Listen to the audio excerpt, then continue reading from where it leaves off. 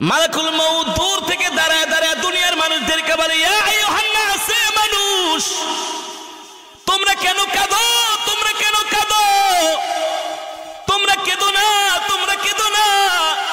আল্লাহর ইজ্জতের কসম, আল্লাহ তাআলা যতদিন তার হায়াতের জিন্দেগি দিয়েছিল ততদিন সে বেঁচে ছিল। তার হায়াতের জিন্দেগি শেষ, দুনিয়া থেকে আল্লাহ তাকে উঠায় নিছেন। আবার যখন কান্না করে আজরাইল ডাক দিয়া বলে, ইয়া আইয়ুহান নাস, এ মানুষ তোমরা কান্না করো না। তার জন্য আল্লাহ তাআলা যতটুকুন রিজিক বরাদ্দ করেছেন ততটুকুন সে রিজিক খেয়েছে, তার একটা রিজিকও আর অবশিষ্ট নাই, তার রিজিক শেষ। এই কারণে আল্লাহ তাআলা তাকে দুনিয়া থেকে উঠায় নিয়েছেন।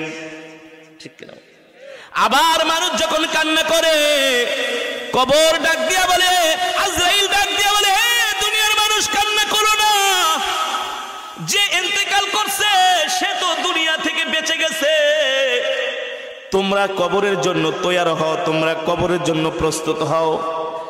সাহাবীরা জিজ্ঞেস করলেন, গো আল্লাহর নবী, তাহলে আমরা আজরাইলের মালাকুল মউত ফেরেশতার এই কথা শুনতে পাই না কেন? নবী বলেন, ও সাহাবীরা, দুনিয়ার